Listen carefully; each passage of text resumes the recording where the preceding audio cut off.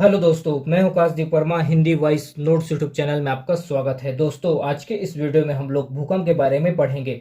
Video start करने से पहले आपसे एक रिक्वेस्ट है, अगर अभी तक आपने हमारे चैनल हिंदी वॉइस नोट्स को सब्सक्राइब नहीं किया है तो प्लीज़ चैनल को सब्सक्राइब करें और वीडियो को शेयर जरूर करें। तो चलिए आज का टॉपिक स्टार्ट करते हैं। भूकंप। सबसे पहले ये देखते हैं भूकंप किसे कहते हैं। देखिए, पृथ्वी के कंपन को भूकंप कहते हैं। इस प्रक्रिया में पृथ्वी के आंतरिक भाग से अचानक ऊर्जा मुक्त होती है, जिससे भूकंपी तरंगे चारों ओर फैल जाती है। पृथ्वी के कंपन को भूकंप कहते हैं। इस प्रक्रिया में पृथ्वी के आंतरिक भाग से अचानक ऊर्जा मुक्त होती है, जिससे भूकंपी तरंगे चारों ओर फैल जाती है। उसके बाद देखते हैं भूकंप के कारण, किन किन कारकों से पृथ्वी पर भूकंप आते हैं। तो इसको दो भागों में बांटा गया है। पहला है प्राकृतिक कारण, दूसरा है मानवीय कारण। तो प्राकृतिक कारण के अंतर्गत आते हैं प्लेट विवर्तनिकी सिद्धांत, ज्वालामुखी का आना, समस्थिक समायोजन, प्रतास्था पुनश्चलन, भूपटल का संकुचन।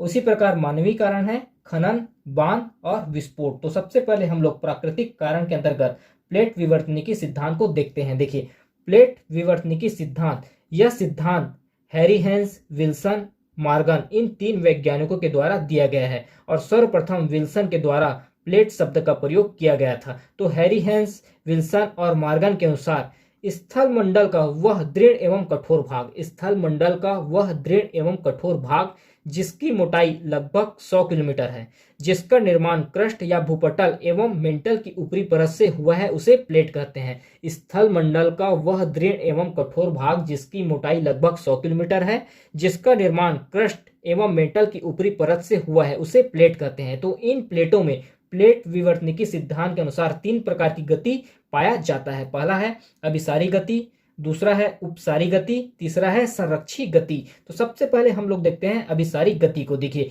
इसमें क्या होता है कि अभिसारी गति में दो प्लेटों के टकराने से ऊर्जा मुक्त होती है, जिससे उच्च तीव्रता का भूकंप आता है। जैसे कि यह है पहला प्लेट और यह है दूसरा प्लेट।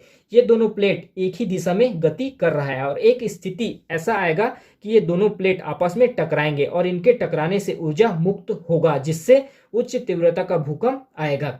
अब सारी गति के अंतर्गत दो प्लेट आपस में टकराती है, जिससे उच्च तीव्रता का भूकंप आता है। जैसे कि ये पहला प्लेट और ये दूसरा प्लेट, ये दोनों प्लेट एक ही दिशा की ओर गति कर रहा है। ये वाला प्लेट इधर गति कर रहा है और ये वाला प्लेट इधर गति कर रहा है। तो एक स्थिति ऐसा आएगा कि ये दोनों प्लेट आपस में टकराएंगे और टकराने के बाद उच्च तीव्रता का भूकंप यहाँ से उत्पन्न होगा। उसके बाद नेक्स्ट है अपसारी गति। देखिए, अपसारी गति में क्या होता है कि तनाव मूलक बल लगता है और इस बल से के कारण मध्यम से निम्न तीव्रता का भूकंप आता है। जैसे कि ये प्लेट है, ये वाला प्लेट इस तरफ गति कर रहा है और ये वाला प्लेट इस तरफ गति कर रहा है। तो एक स्थिति ऐसा आएगा कि ये दोनों प्लेट एक दूसरे से टूटेंगे और टूटने के बाद इसमें मध्यम से निम्न तीव्रता का भूकंप यहाँ पर आता है। उसके बाद नेक्स्ट है संरक्षी गति। संरक्षी गति में क्या होता है कि दो प्लेटों के आपस में खिसकने से ऊर्जा मुक्त होती है। दो प्लेटों के आपस में खिसकने से ऊर्जा मुक्त होती है, जिससे भी भूकंप आते हैं। जैसे कि ये पहला प्लेट है और ये दूसरा प्लेट है। ये दोनों प्लेट विपरीत दिशा में एक दूसरे के ऊपर खिसक रहे हैं और इनके खिसकने से जो ऊर्जा मुक्त होती है, उससे भी भूकंप आते हैं। उसके बाद नेक्स्ट कारक है ज्वालामुखी। देखिए, ज्वालामुखी विस्फोट से भी भूकंप आते हैं। मैंने ज्वालामुखी के बारे में डिटेल से अपने पिछले 2 क्लासों में बताया है। आप वहां जाकर ज्वालामुखी के बारे में भी अच्छे से पढ़ सकते हैं। ज्वालामुखी विस्फोट के दौरान भी भूकंप आते हैं। देखिए, जमीन के अंदर क्या भरा होता है? मैग्मा। जब मैग्मा कमजोर भूपटल को चीरते हुए जमीन के बाहर निकलती है तो एक विस्फोट होता है। उस विस्फोट से भी ज्वालामुखी आने की संभावना रहती है। उसके बाद देखते हैं नेक्स्ट कारक है हमारा समस्थिक समायोजक। देखिए, इस घटना में क्या होता है कि पृथ्वी समस्थिक संतुलन बिगड़ने पर, पृथ्वी का समस्थिक संतुलन बिगड़ने पर पृथ्वी रचनात्मक गतिविधियों द्वारा पुनः इसको बनाने का प्रयास करती है, जिसके कारण भी भूकंप आते हैं। जिस प्रकार जैसे कि छिपकली है, छिपकली का पूंछ कट जाता है, फिर छिपकली क्या करता है, अपने पूंछ को फिर से बनाती है। उसी प्रकार पृथ्वी का जो समस्थिक संतुलन है वह बिगड़ने के बाद पृथ्वी अपने आप को रिक्रिएट करती है, फिर से अपने आप को बनाती है, जिससे भूकंप आने की भी संभावना रहती है। रचनात्मक गतिविधियों के कारण पृथ्वी पर भूकंप आने की संभावना भी रहती है। उसके बाद नेक्स्ट देखते हैं प्रतास्था पुनश्चलन का सिद्धांत। यह सिद्धांत प्रोफेसर H.F. रीड के द्वारा दिया गया है और इनके अनुसार, प्रोफेसर H.F. रीड के अनुसार, चट्टानों में एक निश्चित तनाव सहने की क्षमता होती है, चाहे वह आपस आए या दूर जाए। देखिए, प्रोफेसर H.F. रीड के द्वारा चट्टानों में एक निश्चित तनाव सहने की क्षमता होती है, चाहे वह चट्टान आपस में आए या एक दूसरे से दूर जाएं। जैसे कि ये एक प्लेट है और इस प्लेट में जो ऊपर का हिस्सा है वह लेफ्ट साइड में गति कर रहा है और नीचे का हिस्सा है वह राइट साइड में गति कर रहा है। तो एक स्थिति ऐसा आएगा कि ये दोनों प्लेट एक दूसरे से अलग हो जाएंगे और अलग होने के बाद यहां से जब तनाव मूलक बल खत्म होगा तो एक ऊर्जा मुक्त होगी और उस ऊर्जा मुक्त होने से भी भूकंप आने की संभावना होती है। उसके बाद नेक्स्ट कारण देखते हैं, भूपटल का संकुचन।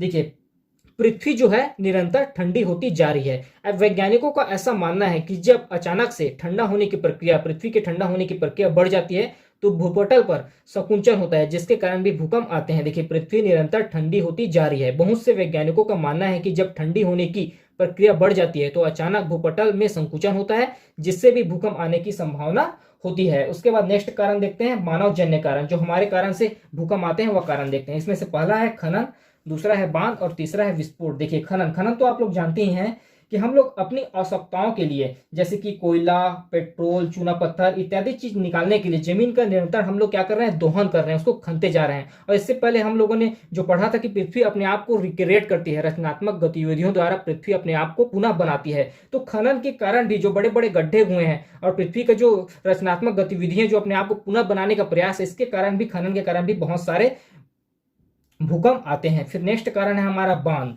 देखिए, बांध भी क्या होता है कि हम लोग बड़े बड़े बांध बनाकर जल को रोकते हैं, तो पृथ्वी के ऊपर जो बहुत सारा जल का भराव होता है, इससे एक दबाव पैदा होता है, उससे भी भूकंप आता है। और कभी कभी क्या होता है कि पहाड़ों के बीच हम लोग बांध बनाते हैं, उसमें जो चट्टाने रहती है, बड़ी बड़ी चट्टाने रहती है, जिसमें नीचे पानी भरने से उसमें खिसलन पैदा होती है, जिसके कारण भी भूकंप आने की संभावना होती है। उसके बाद नेक्स्ट कारक है हमारा विस्फोट। देखिए, विस्फोट के कारण भी बहुत सारे भूकंप के झटके महसूस किए जाते हैं। जैसे कि आपने पढ़ा होगा, पोखरण परीक्षण पढ़ा होगा, या फिर उसके ऊपर जो फिल्म बनी है वह देखा होगा। उसमें भी जब पोखरण परीक्षण किया जाता है, परमाणु विस्फोट किया जाता है, उसमें भी भूकंप के झटके बहुत दूर तक महसूस किए गए थे। उसके बाद देखते हैं हम लोग स्थिति के आधार पर भूकंप का वर्गीकरण। स्थिति के आधार पर भूकंप का वर्गीकरण, देखिए, इसको गुटेनबर्ग व रिटर के द्वारा 3 भागों में बांटा गया है। भूकंप को गुटेनबर्ग व रिटर वैज्ञानिकों के द्वारा 3 भागों में बांटा गया है। पहला है ऊपरी भूकंप, दूसरा है मध्यम भूकंप और तीसरा है गहरा या पाताली भूकंप। तो सबसे पहले देखते हैं हम लोग ऊपरी भूकंप को।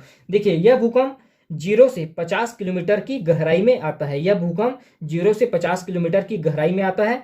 ये कम तीव्रता का होता है और ये सबसे अधिक विनाशकारी होता है, क्योंकि ऊपरी सतह में कौन रहता है, हम लोग रहते हैं, मानव लोग रहते हैं। तो ये सबसे ऊपर में आता है, 0 से केवल 50 किलोमीटर की दूरी में आता है। तो सबसे ज्यादा नुकसान जो करता है भूकंप, वह ऊपरी भूकंप करता है। उसके बाद नेक्स्ट है मध्यम भूकंप। यह भूकंप 50 से 250 किलोमीटर की दूरी में आता है और यह मध्यम तीव्रता का होता है। उसके बाद नेक्स्ट है गहरा या पाताली भूकंप। यह भूकंप 250 से 700 किलोमीटर की गहराई पर आता है, बहुत अधिक गहराई पर आता है और ये तीव्र भी बहुत अधिक रहता है। ये सबसे गहराई में आता है और ये बहुत तीव्र रहता है। उसके बाद देखते हैं भूकंपी तरंगे।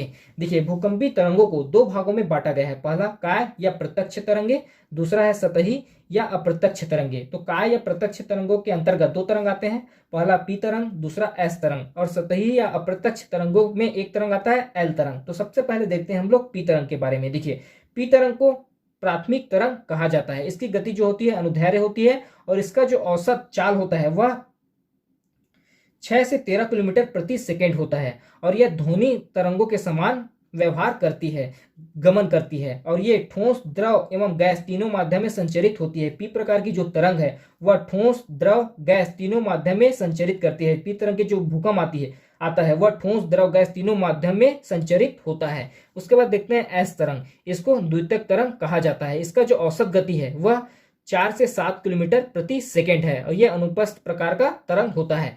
ये प्रकाश के तरंगों के समान इनका व्यवहार होता है और ये केवल ठोस माध्यम में गति करता है। जो एस प्रकार के जो तरंग है वह केवल ठोस माध्यम में गति करता है, या एस प्रकार के जो भूकंप आते हैं वह केवल ठोस माध्यम में गति करते हैं। फिर देखते हैं एल तरंगे। देखिए, इसको कहा जाता है लव तरंगे। ये वैज्ञानिक के नाम पर कहा गया है। एल तरंगों को लव तरंगे कहा जाता है। यह अनुप्रस्थ प्रकार के होते हैं और इनका जो औसत गति होता है वह 3 किलोमीटर प्रति सेकेंड होता है। ठीक है, और इसका ये सबसे कम तीव्रता वाले होते हैं। इनका माध्यम ठोस व जल, ये दोनों माध्यम में, ठोस व जल दोनों माध्यम में गमन करते हैं और पृथ्वी पर सर्वाधिक विनाशकारी एल प्रकार के तरंग होते हैं। प्रकार के जो भूकंप आते हैं वह सर्वाधिक विनाशकारी होते हैं। एक चीज और इसमें बच गया है, जो छाया क्षेत्र है, पी तरंगे छाया क्षेत्र, एस तरंगे छाया क्षेत्र और एल तरंगे छाया क्षेत्र। उसको मैं नेक्स्ट पार्ट में जब पृथ्वी की संरचना पढ़ाऊंगा उसमें भी मेरे को थोड़ा सा भूकंप डिस्क्राइब करना जरूरी है, तो उसमें मैं वो डाटा आपको कंप्लीट कराऊंगा। तो अभी के लिए इतना ही, धन्यवाद।